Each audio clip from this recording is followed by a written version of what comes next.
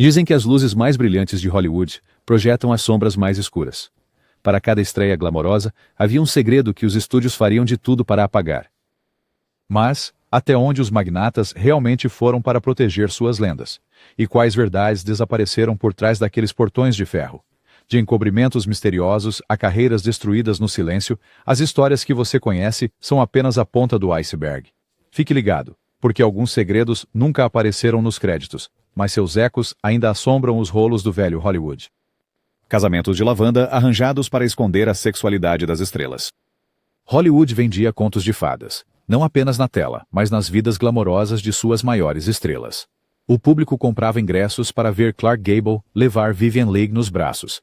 E eles queriam acreditar que a vida real dos atores era tão romântica, tão tradicional. Mas a verdade é que alguns desses casamentos eram tão roteirizados quanto os próprios filmes. Os estúdios orquestravam casamentos de lavanda. Uniões falsas projetadas para esconder a homossexualidade de um ator ou proteger a reputação de uma estrela. A verdade, a portas fechadas, era enterrada mais fundo que os cenários dos estúdios. Rock Hudson é o exemplo clássico. A Universal Pictures gerenciava sua imagem nos mínimos detalhes. Quando começaram a circular rumores sobre seus relacionamentos com homens, o estúdio arranjou para que ele se casasse com Phyllis Gates, secretária de seu agente. A imprensa conseguiu fotos do casamento. O verdadeiro Rock Hudson conseguiu manter seu segredo, pelo menos por um tempo. E ele não estava sozinho. Barbara Stanwyck e Robert Taylor, Cary Grant e Randolph Scott, esses nomes estavam ligados a relacionamentos ou casamentos que desviavam perguntas e eliminavam rumores. Às vezes, os casais mal moravam juntos. Às vezes, eram amigos próximos cobrindo um ao outro. Os contratos de estúdio exigiam cláusulas de moral rigorosas, e o custo de ser exposto não era apenas perder um emprego.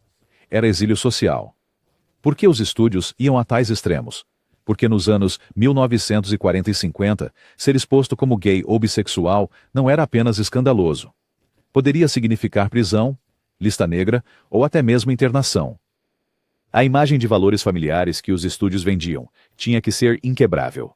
Como resultado, gerações de estrelas viveram vidas duplas, enfrentando desgosto, segredo e pressão incessante para se encaixar em uma narrativa que nunca foi deles. Os tabloides nunca imprimiram essas histórias, mas todos na indústria conheciam a verdade. Na Hollywood antiga, o amor às vezes era apenas um contrato, e a autenticidade era a única coisa nunca permitida sob os holofotes. Abortos forçados para atrizes contratadas. Os segredos mais angustiantes do antigo Hollywood não aconteceram no set. Eles aconteceram nos escritórios onde homens poderosos decidiam como deveria ser a vida de uma estrela. Os estúdios tinham uma abordagem brutal e direta para qualquer coisa que ameaçasse a pureza ou a vendibilidade de suas protagonistas. Gravidez não planejada? Não havia espaço para isso, nem no contrato de uma estrela, nem no plano de relações públicas de um estúdio. Jovens atrizes como Judy Garland, Jean Harlow e inúmeras outras foram pressionadas, coagidas ou forçadas a abortar, muitas vezes nas mãos de médicos aprovados pelos estúdios ou em clínicas clandestinas e degradantes. Começou cedo. Judy Garland, ainda adolescente e propriedade valiosa da MGM, enfrentou um regime de pílulas, cafeína e rigorosos controles de peso. Mas quando ela ficou grávida do líder de banda David Rose, o estúdio ordenou que ela cuidasse disso.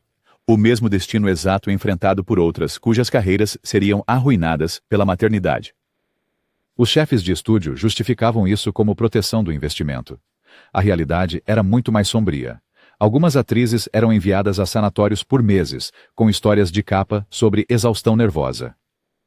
Outras simplesmente desapareceram dos cronogramas de filmagens, apenas para reaparecerem após se recuperarem de uma doença misteriosa. Ninguém perguntava se elas queriam ficar com o filho. Ninguém se importava com o trauma, a dor ou as consequências. A imprensa nunca descobriu.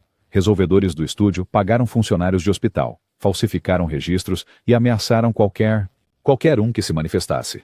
Hollywood vendeu ao público uma história de glamour perfeito e casto, enquanto jovens mulheres pagaram o preço máximo por sua fama em silêncio. Para as próprias atrizes, foi uma ferida para a vida toda. Algumas, como Jean Harlow, nunca falaram sobre isso. Outras, como Judy Garland, carregaram cicatrizes pelo resto de seus dias. No final, a obsessão dos estúdios pela perfeição apagou não apenas escândalos, mas vidas humanas reais, E esses segredos permaneceram escondidos muito tempo depois que as luzes se apagaram. Vício em medicamentos prescritos, alimentado pelos médicos dos estúdios. Se você pensa que o abuso de medicamentos prescritos é uma epidemia moderna de Hollywood, observe mais de perto a era dos estúdios, onde o vício não era apenas comum, era uma política da empresa. Por trás das telas prateadas e luzes brilhantes, jovens estrelas recebiam pílulas com a mesma naturalidade com que recebiam contratos.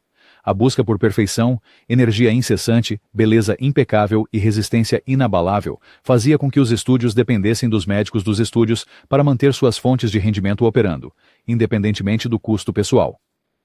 Judy Garland é o exemplo clássico desse horror, mas ela não foi a única. Mickey Rooney, um nome familiar aos 13 anos de idade, era forçado a tomar estimulantes para aguentar as longas jornadas de filmagem e depois recebia sedativos à noite para fazê-lo dormir. Os médicos dos estúdios eram cúmplices, às vezes visitando os sets com malas cheias de comprimidos, anfetaminas para perda de peso e vigília, barbitúricos para dormir e tranquilizantes para a ansiedade. Os atores, muitos apenas adolescentes, mal eram informados sobre o que estavam tomando, apenas que era prescrição médica. A rotina era implacável. Horários de chamada cedo, tomar uma pílula estimulante. O peso não está caindo rápido o suficiente? Adicione outra pílula dietética ao regime. Não está dormindo por causa dos nervos? Tome um sedativo. O ciclo era vicioso. As estrelas perderam a noção da realidade, e mais do que alguns desenvolveram dependências para a vida toda. Garland, aos 20 anos, estava irremediavelmente viciada e emocionalmente desgastada. Outras, como Marilyn Monroe e Elizabeth Taylor, também enfrentariam os devastadores efeitos colaterais das drogas que foram distribuídas como doces. Por que os estúdios faziam isso? Porque se uma estrela vacilasse, a produção parava. Se uma atriz ganhasse alguns quilos, seu próximo papel poderia estar em risco. Médicos na folha de pagamento aprovavam tudo o que o estúdio precisava, e as reclamações eram ignoradas ou sufocadas. No final, inúmeras estrelas ficaram lutando com a saúde debilitada e mentes destruídas, tudo para que as câmeras continuassem rodando e a ilusão de perfeição pudesse continuar. É um legado de exploração que os estúdios tentaram apagar.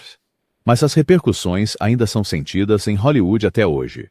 Lista negra e destruição de carreiras durante o Pânico Vermelho. Um dos capítulos mais sombrios da história de Hollywood não ocorreu na tela, mas nas salas de audiências do Congresso e nos escritórios secretos dos estúdios.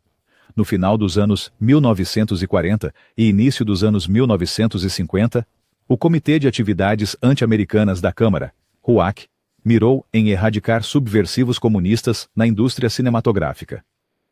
Mas, o que começou como uma cruzada anticomunista, rapidamente se transformou em uma caça às bruxas total. Para atores, diretores e escritores, um erro, uma opinião impopular, uma recusa em testemunhar ou uma acusação de um colega significava morte profissional instantânea. Considere Larry Parks, um ator talentoso cuja carreira estava em ascensão meteórica após The Jolson Story. Convocado pelo Comitê de Atividades Anti-Americanas, Parks implorou para não ser forçado a entregar nomes, mas sob pressão brutal, ele o fez, e foi colocado na lista negra de qualquer forma. Os estúdios o abandonaram da noite para o dia. Uma vez aclamado como uma futura estrela, Parks tornou-se de repente radioativo. A lista negra era uma arma usada pelos estúdios não apenas contra comunistas suspeitos, mas também contra qualquer pessoa que considerassem inconveniente ou problemática. Dalton Trumbo, um dos principais roteiristas de Hollywood, passou anos escrevendo roteiros vencedores do Oscar sob nomes falsos, porque nenhum estúdio o contrataria abertamente. Muitos, como John Garfield, viram sua saúde colapsar sob o estresse. A lista negra não era apenas sobre política, era sobre controle. Estúdios e influentes insiders usavam isso para manter o talento sob controle e silenciar dissidentes. Algumas estrelas conseguiram reconstruir suas vidas, mas muitas nunca mais trabalharam em Hollywood. A versão oficial, repetida por décadas, era que essas medidas protegiam a América. A verdade era muito mais sombria. Carreiras foram destruídas, vidas foram abaladas, e uma cultura de medo e silêncio se enraizou em uma indústria construída com base na autoexpressão. Hoje, a era é lembrada como uma lição vergonhosa de paranoia e poder. Mas para muitos, a dor e o potencial perdido nunca foram completamente apagados. Não importa o quanto os estúdios tentassem reescrever a história. Encobrimentos de filhos ilegítimos planejados pelos estúdios. No mundo do velho Hollywood, havia um pecado que os estúdios temiam mais do que um fracasso de bilheteria: uma estrela engravidar fora do casamento. Durante décadas, os estúdios atuaram como supervisores morais, determinados a preservar a imagem de suas atrizes, contratadas como puras, intocáveis e incrivelmente glamorosas. Quando a realidade se intrometia, quando uma atriz se via esperando um bebê, a solução não era a compaixão, mas um encobrimento a sangue frio. A história de Loretta Young é uma das mais infames. Ela teve um caso secreto com Clark Gable enquanto filmava Call of the Wild, e o resultado foi uma gravidez que ela foi forçada a esconder. Desaparecendo da vista do público, Young adotou sua própria filha biológica meses após o nascimento, com o estúdio orquestrando a história para enganar o público e a imprensa. Isso não foi um incidente isolado. John Harlow, Joan Crawford e até Ingrid Bergman foram forçadas a encenações semelhantes, algumas pressionadas para adoções secretas, outras apressadas em casamentos de conveniência ou enviadas para o exterior até que o escândalo pudesse ser gerido. Os responsáveis do estúdio cuidavam de tudo, subornando a equipe do hospital, falsificando certidões de nascimento e elaborando álibis complexos. Se uma jovem atriz se recusasse a obedecer, corria o risco de perder sua carreira completamente. Mesmo enquanto as atrizes lutavam com culpa e desilusão, suas personas públicas permaneciam impecáveis, fabricadas, mantidas e rigorosamente controladas. Essas histórias só vieram à tona décadas depois, geralmente muito tempo após os principais envolvidos terem partido, e o domínio férreo do estúdio ter enfraquecido. Mas para as estrelas que viveram isso, as feridas eram reais e profundas. Por trás dos sorrisos fabricados nas capas de revistas, muitas mulheres lamentavam por filhos que nunca poderiam reivindicar, ou pelos anos passados vivendo uma mentira. O público via finais de contos de fadas. Os finais reais eram escritos em segredo, vergonha e manipulação de estúdio. Em Hollywood, a verdade não era apenas escondida, era apagada, enterrada sob décadas de distorção e silêncio. Laços com a máfia e influência do crime organizado. Sob as luzes brilhantes da era dourada de Hollywood, o poder real às vezes não vinha dos estúdios, mas do submundo. Enquanto o público adorava o glamour, uma realidade mais sombria espreitava nos fundos esfumaçados de clubes e restaurantes. Os estúdios, especialmente nas décadas de 1930 a 1950, estavam envolvidos com o crime organizado de maneiras que a maioria dos fãs nunca suspeitou. E todos os esforços foram feitos para manter essa verdade fora das manchetes. Mafiosos financiaram filmes, pressionaram produtores e até resolveram disputas entre estrelas rivais ou sindicatos quando as coisas ficaram complicadas. O nome de Frank Sinatra é inseparável desses sussurros. Suas amizades com chefes da máfia, como Sam Giancana e os irmãos Fischetti, eram tão notórias que o FBI manteve um arquivo sobre ele por décadas, rastreando seus movimentos, telefonemas e até os presentes que recebia de figuras do submundo. Mas não era só o Sinatra. Outras estrelas, George Raft, Bugsy Siegel, até chefes de estúdio, misturavam-se com criminosos no Coconut Grove ou no Brown Derby, onde negócios e crime andavam de mãos dadas. Algumas dessas relações eram sobre proteção, mafiosos oferecendo serviços de segurança em troca de uma parte dos lucros. Outras vezes, tratavam-se de chantagem, dívidas de jogo ou influência sobre greves sindicais. Por que os estúdios toleravam isso? Porque às vezes não tinham escolha. A máfia controlava os sindicatos dos projecionistas, forças de trabalho e até mesmo as rotas de distribuição dos filmes. Se cruzasse as pessoas erradas, seu filme talvez nunca entrasse em um cinema. Quando escândalos ameaçavam vir à tona, fixers, como Ed Mannix, cobravam favores, enquanto a polícia olhava para o outro lado graças às generosas doações dos estúdios. Para o mundo exterior, Hollywood era só smoking e champanhe. Nos bastidores, era um tabuleiro de xadrez, e a máfia controlava muitas das peças.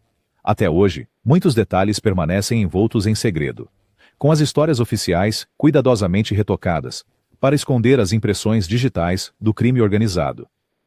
Exploração e abuso de atores mirins. Para cada história comovente de estrelas mirins conquistando a América, há inúmeras histórias que os estúdios tentaram desesperadamente enterrar. Histórias de exploração, exaustão e trauma emocional que assombraram esses jovens artistas por toda a vida. Os estúdios da Era de Ouro tinham uma fórmula simples. Crianças bonitinhas e talentosas significavam grande retorno de bilheteria, mas a realidade nos bastidores, muitas vezes, era um pesadelo. Os estúdios faziam os atores mirins como Shirley Temple, Judy Garland e Jackie Coogan trabalharem até a exaustão, às vezes por 12 a 16 horas por dia, frequentemente com pouco descanso ou educação de verdade. O destino de Jackie Coogan é um conto de advertência. Depois de ganhar milhões como astro infantil, ele descobriu que sua mãe e seu padrasto haviam gasto quase todo o seu dinheiro quando ele atingiu a idade adulta. A Lei Coogan foi finalmente aprovada para proteger futuros atores mirins, mas somente depois que Jack foi arruinado financeiramente. A história de Judy Garland é ainda mais sombria. A MGM deu a ela comprimidos para acordar, comprimidos para dormir e a submeteu a críticas severas sobre sua aparência, peso e até mesmo o formato de seu nariz. A pressão era implacável, as exigências intermináveis, e os adultos responsáveis ou viravam a cara ou eram cúmplices do abuso. Os estúdios redigiam contratos rígidos, proibindo comportamentos inadequados, mas essas regras protegiam somente o lucro, não as crianças em si. Quando as crianças desmoronavam no set, os assistentes intervinham, silenciosamente enviando-as para casas de repouso ou alimentando a imprensa com histórias de exaustão nervosa. Em público, os estúdios celebravam suas jovens estrelas, com relações públicas cuidadosamente orquestradas. Em particular, negavam-lhes qualquer semelhança de uma infância normal. Para cada foto sorridente, havia lágrimas que o mundo nunca viu. O legado dessa exploração persiste hoje, um testemunho da disposição da indústria de sacrificar a inocência por lucro e apagar todo e qualquer vestígio do custo. Discriminação racial e passing. Os filmes clássicos de Hollywood podem brilhar em preto e branco, mas a história de discriminação racial da indústria é uma mancha que os estúdios tentaram desesperadamente apagar. Em uma era obcecada por imagem, atores de cor foram relegados a estereótipos, negados a papéis principais, ou forçados a se passar por brancos para ter alguma esperança de sucesso. As histórias desses artistas, muitas vezes apagadas ou reescritas, são alguns dos capítulos mais dolorosos na história oculta de Hollywood. Pegue Anna May Wong, a primeira estrela de cinema sino-americana. Ela era rotineiramente negada a papéis significativos em favor de atrizes brancas com maquiagem amarela. E quando conseguia trabalho, era como uma serva, uma sedutora ou uma amante condenada. Louise Beavers e Hattie McDaniel, duas atrizes negras de talento incrível, estavam sempre nos papéis de empregadas ou babás, não importando o quão aclamadas fossem suas atuações. Para algumas pessoas, a única maneira de avançar era esconder sua verdadeira origem. Merle Oberon, uma estrela luminosa das décadas de 1930 e 40, fez esforços extraordinários para ocultar sua origem racial mista, com os estúdios criando histórias falsas sobre suas origens e mantendo-a longe de jornalistas inquisitivos. Chefes de estúdio impunham a linha de cor na seleção de elenco, nos contratos e até na publicidade fora das telas. Casais de diferentes raças eram proibidos de aparecer juntos em público. Roteiros que retratavam relacionamentos interraciais eram fortemente censurados ou completamente banidos.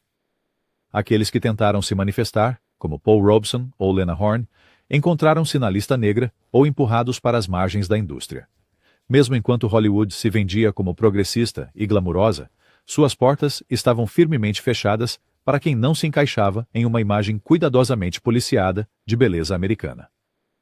O resultado foi uma geração de oportunidades perdidas e identidades escondidas. Algumas estrelas passaram toda a sua carreira negando sua herança apenas para sobreviver. Outros desapareceram da tela, suas histórias apagadas por uma indústria que valorizava a aparência em detrimento da verdade. O legado dessa discriminação ainda está sendo enfrentado hoje, mas por décadas, os estúdios trabalharam incansavelmente para garantir que a feia realidade nunca manchasse o brilho do velho Hollywood. Mortes misteriosas no set e acidentes. Por trás das grandes produções de Hollywood, nem toda a tragédia chegava aos jornais, especialmente se a reputação de um estúdio estivesse em jogo. Desde mortes suspeitas até os chamados acidentes, os estúdios agiam rapidamente para controlar a narrativa, frequentemente reescrevendo a história antes que a verdade pudesse vir à tona. O caso de Thelma Todd é um dos mais assustadores. Todd, uma atriz cômica com um futuro promissor, foi encontrada morta em seu carro dentro de uma garagem em 1935. O veredicto oficial foi intoxicação por monóxido de carbono, mas sussurros sobre jogo sujo, envolvimento da máfia e um triângulo amoroso assombraram a história por décadas. A resposta do estúdio? Declarações cuidadosas, vazamentos seletivos e rápida pressão sobre a polícia e os repórteres para descartarem quaisquer teorias desfavoráveis. Mas Todd não estava sozinha. Na época áurea do sistema de estúdios, acidentes no set eram comuns, às vezes resultado de negligência, outras vezes de pura imprudência ou de vinganças ocultas. Dublês morreram ao realizar façanhas perigosas, figurantes se machucaram em cenas de multidões, e os próprios atores às vezes eram pegos no fogo cruzado de filmagens mal supervisionadas. Ainda assim, o público pouco ou nada ouvia sobre esses incidentes. Os estúdios abafavam os detalhes, compensavam as famílias por baixo dos panos e dependiam de conexões amigáveis com a polícia local para manter fora do foco qualquer comportamento criminoso ou negligente. Quando rumores escapavam, eram abafados por campanhas de imprensa positivas e biografias autorizadas que retratavam o estúdio como atencioso e responsável. Mesmo em casos onde as evidências apontavam para problemas mais profundos, sets inseguros, rivalidades que se tornavam violentas ou assassinatos não resolvidos, a versão oficial era de infortúnio, nunca malícia ou negligência. Este cuidadoso gerenciamento da verdade não era apenas para manter as aparências. Era para proteger os lucros. Cada incidente arriscava um processo judicial, um desastre de relações públicas, ou pior, um fracasso de bilheteria. No final, muitas dessas tragédias foram silenciosamente apagadas dos registros históricos, suas vítimas lembradas apenas em sussurros e na ocasional denúncia não autorizada, colunas de fofocas dirigidas pelo estúdio e campanhas de difamação. Na era antes das redes sociais, os estúdios controlavam não apenas os filmes, mas toda a narrativa em torno de suas estrelas, e sua maior arma era o colunista de fofocas de Hollywood. Nomes como Hedda Hopper e Luella Parsons tinham mais influência do que alguns chefes de estúdio, e com uma única coluna podiam fazer ou destruir uma carreira. Mas o que a maioria das pessoas não percebia é que esses colunistas muitas vezes estavam na folha de pagamento dos estúdios, recebendo trechos de informações ou mentiras descaradas para desviar a atenção de escândalos reais, destruir rivais ou resolver desavenças pessoais. Se uma estrela ameaçasse romper o contrato, revelar tudo, ou simplesmente se tornasse poderosa demais, o estúdio vazaria histórias prejudiciais, às vezes verdadeiras, frequentemente exageradas ou inventadas. Uma manchete sobre um colapso nervoso, um caso amoroso ou comportamento não profissional poderia afundar o favor do público da noite para o dia. Os intermediários do estúdio forneciam detalhes suculentos aos colunistas, que por sua vez eram recompensados com entrevistas exclusivas, acesso às estrelas ou convites para festas deslumbrantes. Para repórteres ambiciosos, o preço do acesso era lealdade e silêncio sobre os verdadeiros segredos do estúdio. Às vezes, as fofocas eram usadas para desviar a atenção de notícias mais prejudiciais. Se uma prisão, gravidez ou investigação criminal ameaçasse uma grande estrela, o escândalo de um rival, de repente, explodiria nas manchetes, saturando a imprensa e enterrando a história original. Estrelas no centro das atenções tinham poucas alternativas. Negar geralmente piorava a situação, e processar os estúdios era uma sentença de morte para qualquer carreira. A verdadeira tragédia é que algumas estrelas passaram suas carreiras inteiras lutando contra reputações construídas sobre mentiras inventadas pelo estúdio. Relacionamentos foram arruinados, a saúde mental sofreu, e a confiança do público foi destruída, tudo em serviço da incansável manipulação da indústria. O público devorava o drama, sem nunca suspeitar que muito do que liam era criado em salas de reunião, não em quartos.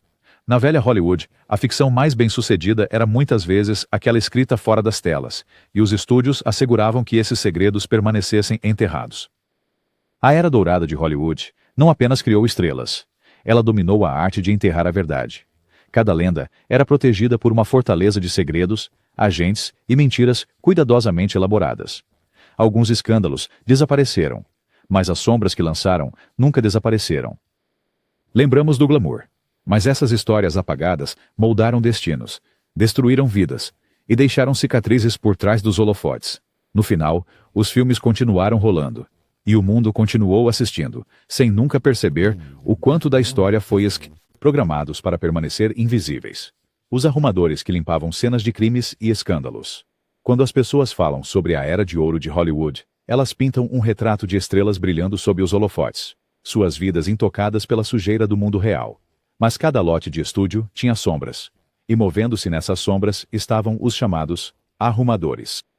Ed Mannix e Howard Strickling, na MGM, são nomes que a maioria das pessoas não conhece, mas todos os insiders conheciam. Seus trabalhos? Proteger a imagem do estúdio e de suas estrelas a qualquer custo. Isso significava subornos, ameaças, relatórios policiais falsificados e, às vezes, limpar cenas de crimes reais antes que o público ou a polícia pudessem ver a verdadeira história. Um acidente de condução sob efeito de álcool envolvendo uma famosa estrela? Isso não é nada que um pouco de dinheiro e a troca do motorista não pudesse resolver. Um protagonista apanhado numa situação comprometedora, talvez num bar gay, talvez com a esposa de alguém? Os agentes intervieram, silenciaram testemunhas, destruíram evidências e entregaram à polícia uma versão sanitizada da verdade. Rumores circularam de que o próprio Ed Mannix organizava a eliminação permanente de certos problemas do estúdio. A maioria dessas histórias nunca virou manchete, mas algumas sim. O marido de Jean Harlow, Paul Byrne, foi encontrado morto em sua casa. E, em poucas horas, Mannix e Strickling haviam sanitizado a cena do crime, deixando a polícia perplexa e a imprensa sem nada além de perguntas. Por que esses homens tinham tanto poder? Porque os estúdios eram criadores de reis, e suas estrelas eram investimentos que valiam milhões. Um escândalo significava uma bilheteria arruinada, e isso não podia ser permitido. Com o tempo, esses solucionadores de problemas se tornaram lendas, figuras fantasmagóricas que se moviam nos bastidores, apagando as bagunças deixadas pela realeza de Hollywood. O público via sorrisos perfeitos, não o pânico nos bastidores. Hoje, falamos de equipes de relações públicas e advogados. A era de ouro de Hollywood não apenas criava estrelas, dominava a arte de enterrar a verdade. Cada lenda era protegida por uma fortaleza de segredos, reparadores e mentiras cuidadosamente criadas. Alguns escândalos desapareceram, mas as sombras que lançaram nunca desapareceram.